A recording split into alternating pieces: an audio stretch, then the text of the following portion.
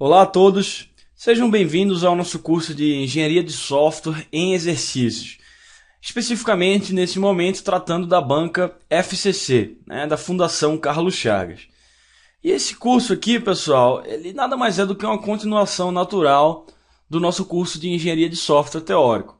Normalmente, a primeira coisa que a gente quer fazer, depois de estudar a teoria sobre um determinado assunto, é validar esse nosso estudo, fazendo o máximo de questões possíveis aí sobre uma determinada banca, normalmente naquela que a gente está focando para o nosso próximo concurso, ok?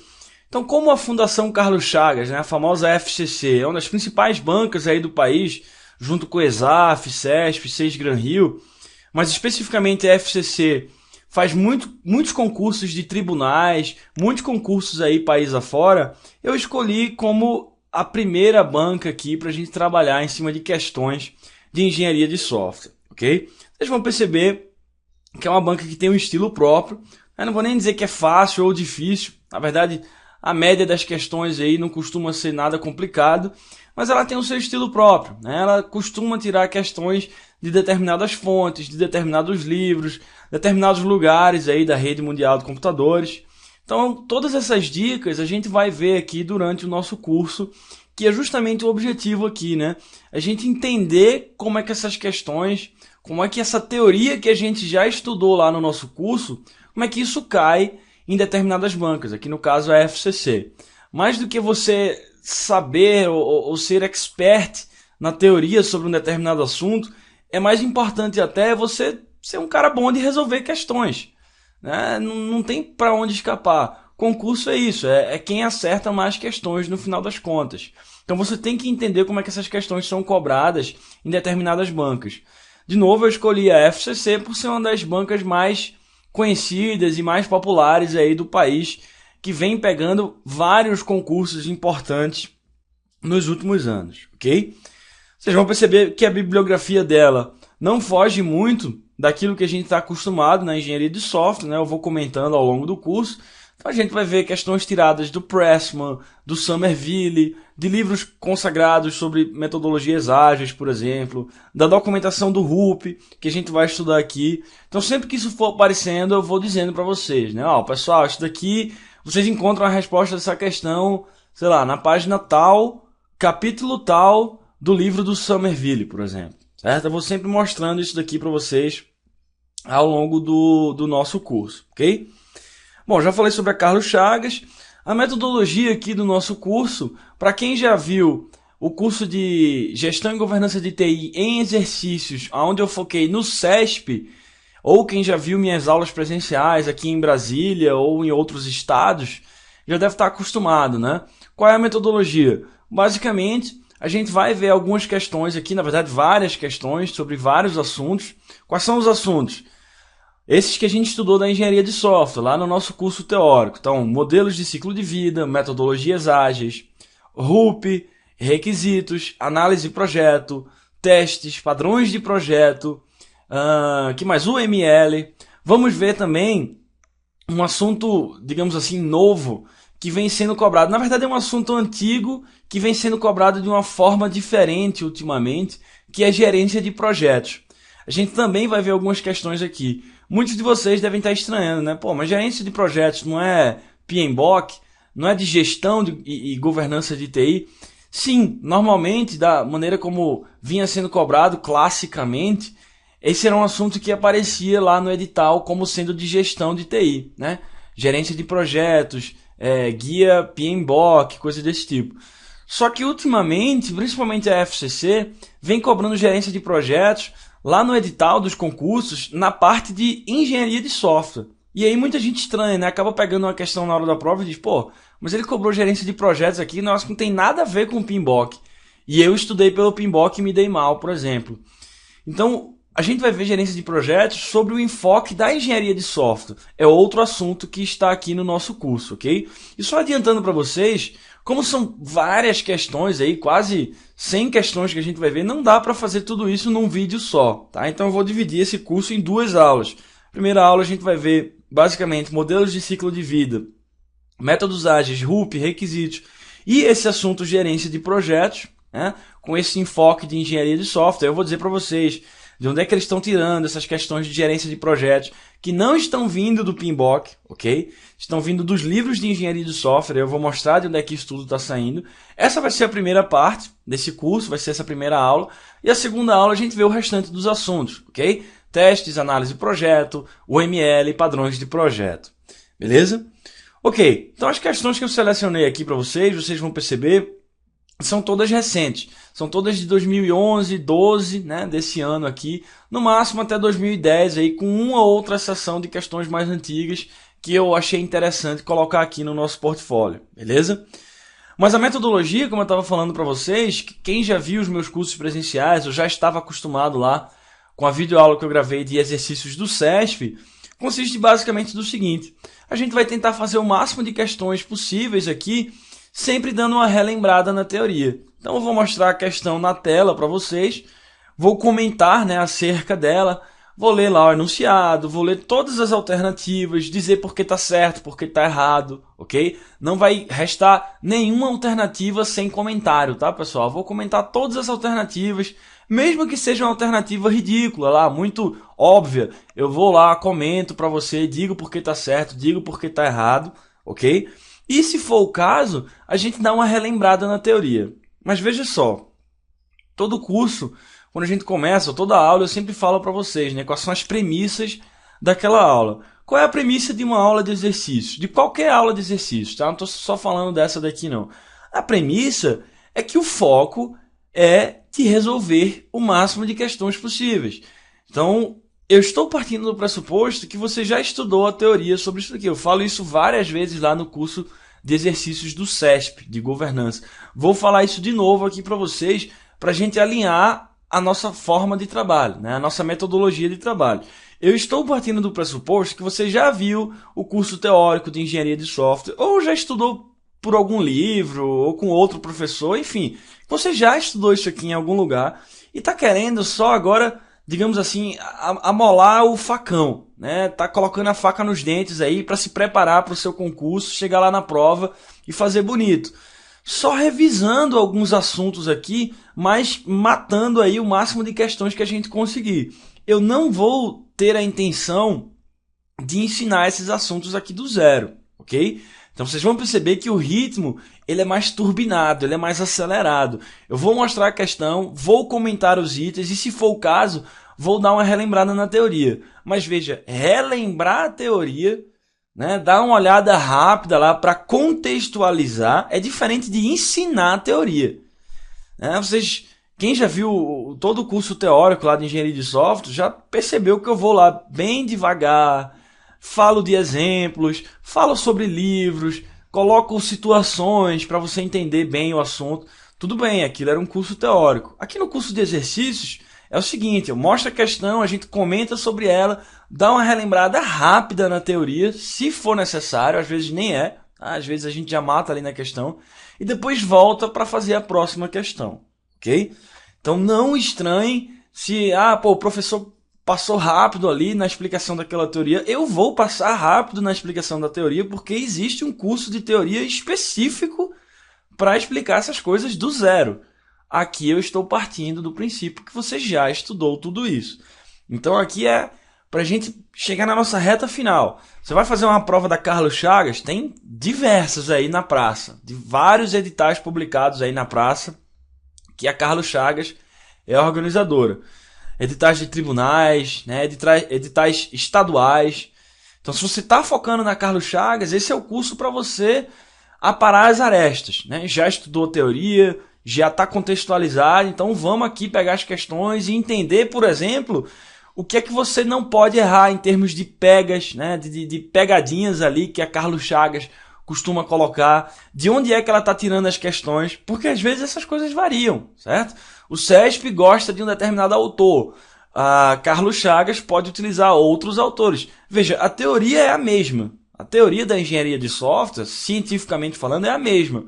Mas, de repente, uma banca tira alguns termos ou algumas questões de um autor, enquanto a outra banca utiliza outro livro. Ok, isso é normal. Então, aqui é o objetivo, aqui a ideia, esse curso serve justamente para isso.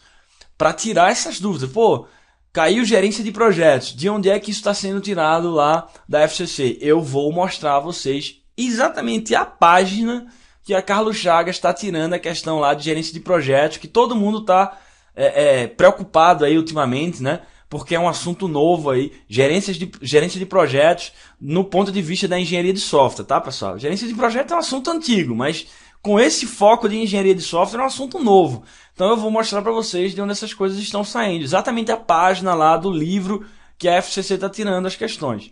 Então é para isso que serve um curso de exercícios. Você já estudou teoria, você está querendo só aparar as arestas, né? Só refinar alguns pontos de entendimento aí para você chegar na prova e não cair em pegadinhas ou questões um pouco mais maliciosas aí que a gente deve evitar. Beleza? Ok, então Carlos Chagas, bibliografia básica de engenharia de software, tranquilo, tudo aquilo que a gente viu no nosso curso teórico. Selecionei questões recentes, todo aquele portfólio de assuntos que nós vimos no nosso curso de engenharia de software, tá? Que eu não vou repetir agora, já falei, né? Modelos, requisitos, análise, enfim, tudo aquilo.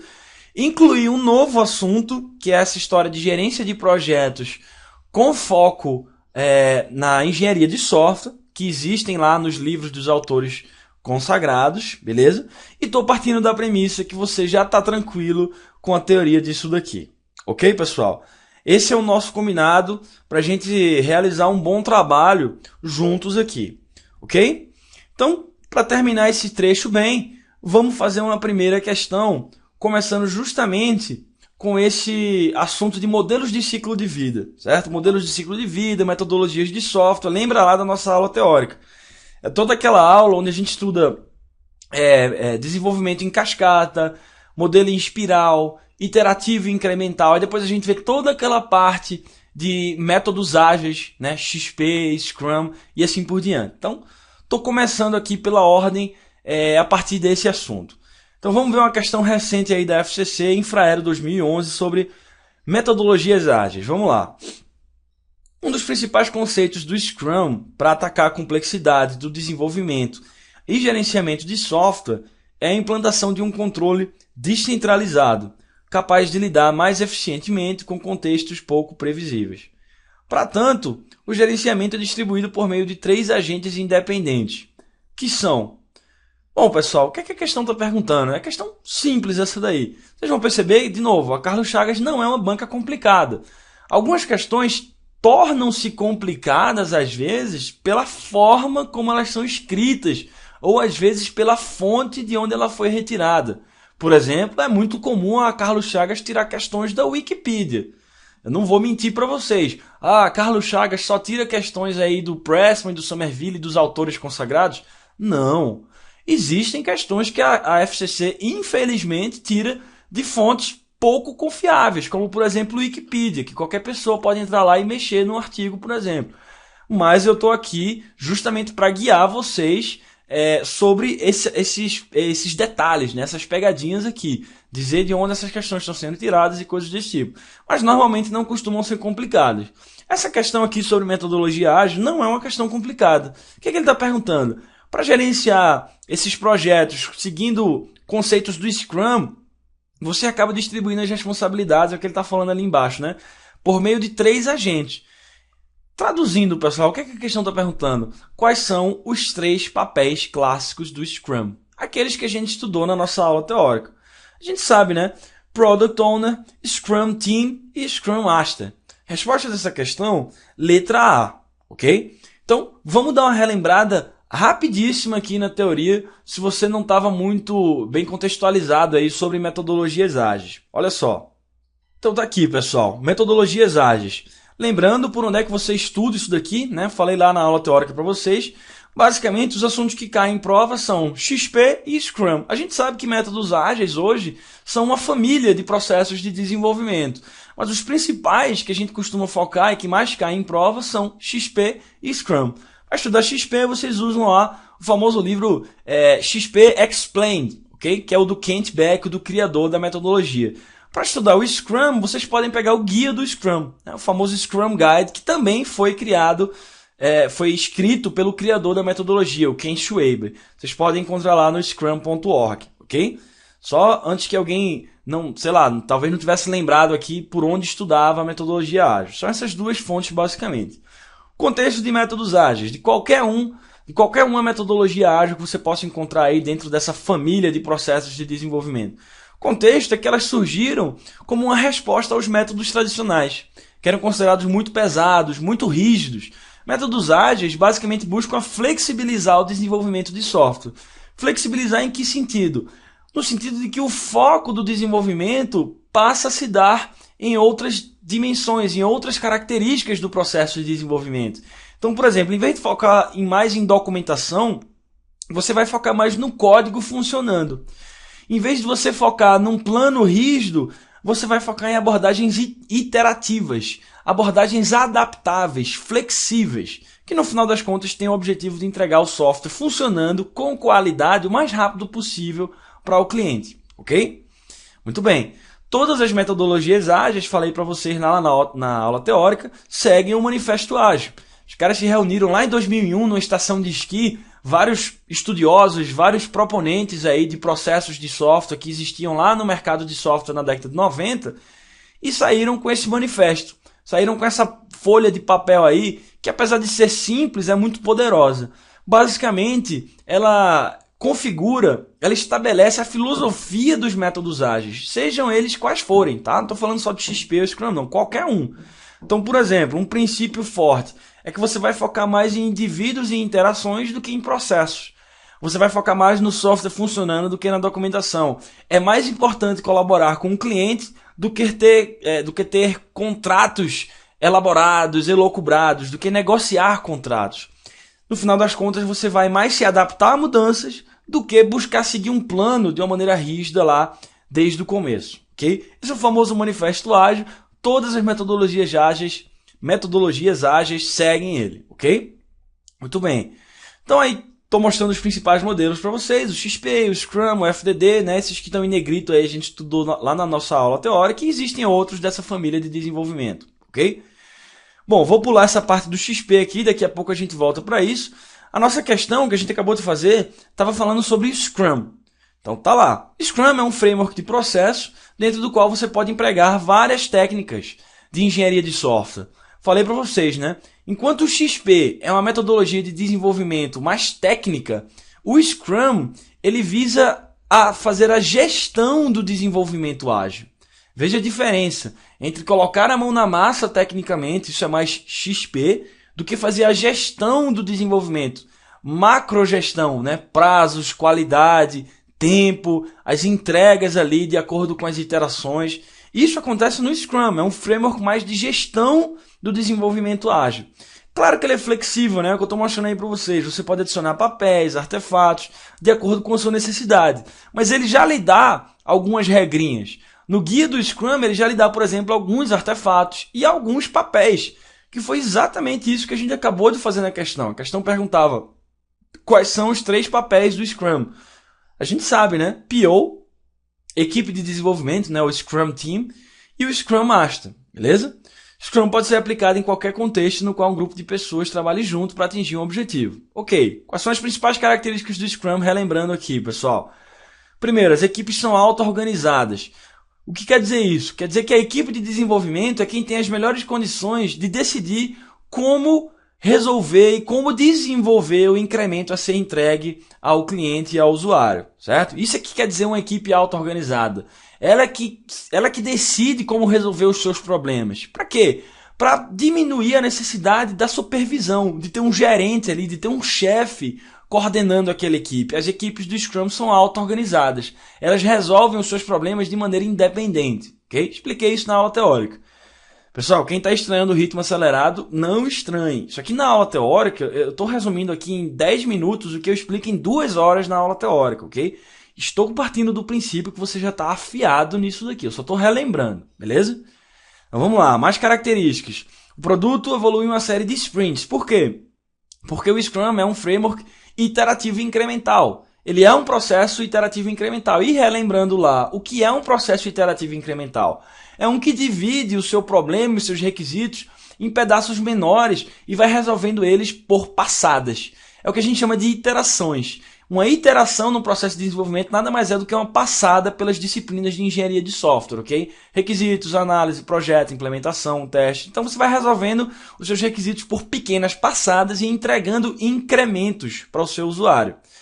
Então aqui no Scrum, uma iteração é sinônimo de sprint. Um sprint nada mais é do que uma iteração aqui no framework Scrum, ok? Os requisitos ficam organizados no artefato chamado Product Backlog, beleza? A gente já estudou isso daí. E não é uma prática de engenharia prescrita, que eu falei, o Scrum é um framework mais de gestão e não de engenharia de software. Porque na verdade você pode adaptar qualquer prática de engenharia de software dentro dele. Ele é um processo essencialmente gerencial, mas você pode pegar, por exemplo, outro processo de desenvolvimento como o XP e acoplar as práticas do XP dentro do Scrum. Desde que não vá contra a filosofia ágil, você pode pegar qualquer prática técnica de engenharia e colocar dentro do Scrum, que é um framework mais gerencial, mas que se adapta a todas essas práticas de engenharia que são prescritas em outros processos de desenvolvimento, desde que esteja alinhada à filosofia ágil, ok? Muito bem, visão geralzona aqui do Scrum, relembrando para vocês. Os requisitos estão organizados no artefato chamado Product Backlog. O que é o Product Backlog? É uma lista priorizada pelo seu cliente de todo o trabalho que ainda resta ser feito para completar o seu produto, ok? Basicamente a gente resume assim, né? É uma lista de funcionalidades. Pode existir funcionalidades, podem existir outros débitos técnicos, tá, pessoal? Às vezes não é só funcionalidade, mas a gente resume no dia a dia assim, é uma lista de funcionalidades, ok? Priorizadas. Ali a gente pode dizer que estão os seus requisitos, digamos assim, para o produto a ser implementado. Product Backlog. Isso aí é mantido pelo cliente, pelo Product Owner, que a gente vai ver daqui a pouco. Ok, quando existe o planejamento da sprint, ou seja, daquela iteração que vai entregar o incremento para o usuário, a gente deriva a partir do Product Backlog um artefato chamado Sprint Backlog. Sprint Backlog não é uma lista de funcionalidades, é uma lista de tarefas. Porque a partir das funcionalidades do Product Backlog, no Sprint Backlog, você vai ter tarefas internas para entregar aquelas funcionalidades. Então, por exemplo, é como se no Product Backlog a gente tivesse algo assim, funcionalidades, sei lá, pagamento com cartão de crédito. Ok, então o meu site tem essa funcionalidade lá. Para você implementar isso dentro de um sprint, no seu Sprint Backlog, você vai ter N tarefas para entregar essa funcionalidade de pagamento com cartão de crédito. Você vai ter que implementar as classes, você vai ter que gerar modelos de análise de projeto, você vai ter que gerar o SQL do banco de dados e assim por diante, ok? Então, Product Backlog é uma lista de funcionalidades. Sprint Backlog é uma lista de tarefas internas que são normalmente enxergadas pela equipe de desenvolvimento. Enquanto o cliente enxerga o Product Backlog, a equipe de desenvolvimento lida mais com o Sprint Backlog, ok? Mas beleza, planejou a sprint, então você pode entrar aí num ciclo de 2 a 4 semanas mais ou menos. Na verdade, o guia do Scrum diz, a sua iteração, a sua sprint não deve durar mais do que 4 semanas. Mas como costuma aparecer em muitas provas esse númerozinho mágico aí, eu coloquei nessa figura, né? De 2 a 4 semanas é o tempo que costuma durar uma iteração no Scrum, que a gente chama de sprint, ok? Diariamente existem as reuniões ali, as famosas Daily Scrums, que são basicamente para obter feedback, né? A equipe de desenvolvimento se reúne no mesmo lugar, na mesma hora, durante 15 minutos, para perguntar o que foi feito ontem, o que o cara está fazendo hoje, e se tem algum impedimento no caminho da equipe, ok? São as reuniões diárias, e ao final dessas semanas há um incremento do produto sendo entregue ao cliente, beleza? Essa é a visão geral do Scrum. Tudo isso eu expliquei com bastante calma no curso teórico. Aqui eu só estou dando uma pincelada, beleza? Bom, vou pular os artefatos aqui para a gente relembrar o que interessa aqui para a questão que a gente acabou de fazer. Os papéis do Scrum. São 3 papéis. PO, o Product Owner, né? O cara que define as funcionalidades do produto. É o cliente do seu produto. Então a gente costuma dizer que o PO ele faz a macrogestão do seu produto. O que eu quero dizer com macrogestão, pessoal? São essas grandes decisões do seu produto, as funcionalidades dele, quais vão ser as datas de lançamento, o conteúdo de cada release, né, de cada lançamento, priorizações de funcionalidades de acordo com o valor do negócio e no final das contas é o cara que vai avaliar a qualidade das entregas, aceitar ou rejeitar os resultados dos trabalhos. Macrogestão do produto, quem faz é o PO, ok? A microgestão que eu quero dizer, o trabalho diário, né? Diariamente ali desenvolvendo pequenos módulos e tal, é a equipe de desenvolvimento, o famoso Scrum Team. Tá aí, ó, uma equipe multifuncional que contém tipicamente entre 5 e 9 pessoas, com vários papéis envolvidos ali dentro, responsável por entregar o incremento do software ao final da sprint para o cliente, ok? Como eu falei, são equipes auto-organizadas, elas é que decidem a melhor maneira de resolver e de implementar aquele incremento dentro de um sprint, ok? Microgestão é a equipe de desenvolvimento, é o Scrum Team. Ok, mas enquanto o PO e a equipe de desenvolvimento cuidam do produto, alguém tem que cuidar do processo. Quem faz isso é o Scrum Master, quem faz a gestão do processo, ou seja, a gestão do próprio Scrum, para você aplicar os valores e práticas do Scrum e assegurar que isso está sendo feito, é o famoso Scrum Master. Scrum Master não é o gerente do projeto, veja. Ele é o cara que cuida do processo. Ele é o cara que vai orientar o PO de acordo com os valores do Scrum, a como aplicar aquelas práticas previstas no guia do Scrum. Ele é um grande coach, ele é um grande técnico, digamos assim, para treinar a equipe, tanto o PO como a equipe de desenvolvimento, a utilizar essas coisas que estão prescritas aqui no Scrum, ok? Uma outra característica forte do Scrum Master é essa de remover obstáculos e facilitar resultados para a equipe de desenvolvimento. Então, se a equipe de desenvolvimento encontra um impedimento, né, que está impedindo ela de continuar a desenvolver o incremento de software naquela sprint, o responsável por remover esses impedimentos é o Scrum Master. Para quê? Para garantir a plena funcionalidade e produtividade daquela equipe. No final das contas, ele acaba servindo como um escudo para interferências. Ufa! Beleza, pessoal. Então, resumi aqui um tempão de aula teórica e alguns minutos aqui para a gente revisar vários aspectos importantes sobre Scrum. A gente viu os papéis, a gente viu os principais artefatos e aquele ciclo geral do Scrum, desde o backlog do produto até entregar um incremento de software para o usuário lá no final. Então, vamos voltar aqui para a nossa questão. Olha só. Então, de novo, a questão estava falando, né, que para atacar a complexidade, o Scrum ele descentraliza as responsabilidades. Perfeito, né? Não há essa centralização de responsabilidades no Scrum. Cada um dos papéis lida com uma parte do problema, ok? E aí a questão pergunta, para tanto, o gerenciamento é distribuído por 3 agentes. Quais são esses agentes? Quais são os papéis? PO, Scrum Team e Scrum Master. Letra A resposta dessa questão. Não errem isso, os papéis do Scrum têm que estar bem consolidados na sua cabeça, o que é que cada um faz e os nomes deles, obviamente, porque isso já caiu em prova várias vezes, ok? Bom, esse primeiro trecho serviu então para a gente introduzir, para vocês entenderem qual é a proposta dessa aula, desse curso de exercícios, como ele funciona, acho que vocês entenderam agora, né? A gente mostra uma questão, dá uma relembrada rápida na teoria, uma relembrada turbinada, vocês devem ter percebido, né? Eu falei rápido aqui de propósito para não ficar enchendo o saco de quem já estudou isso daqui, porque eu estou partindo do pressuposto que você já estudou, ok? Você não vai aprender assuntos novos do zero aqui, você vai relembrar e entender como isso cai na Carlos Chagas, ok? Essa é a metodologia que a gente vai utilizar. E quando forem aparecendo referências de onde as questões estão sendo tiradas, eu vou comentando. Por exemplo, essa questão daqui, você estuda tranquilamente através do guia do Scrum, que é um PDF aí bem tranquilo, de 15, 20 páginas, que você vai ter todas as informações sobre Scrum, da forma como elas são cobradas em prova de concurso, beleza? Bom, é isso. No próximo trecho a gente continua, então, com mais questões de metodologias aí de software da FCC, ok? Voltamos daqui a pouco.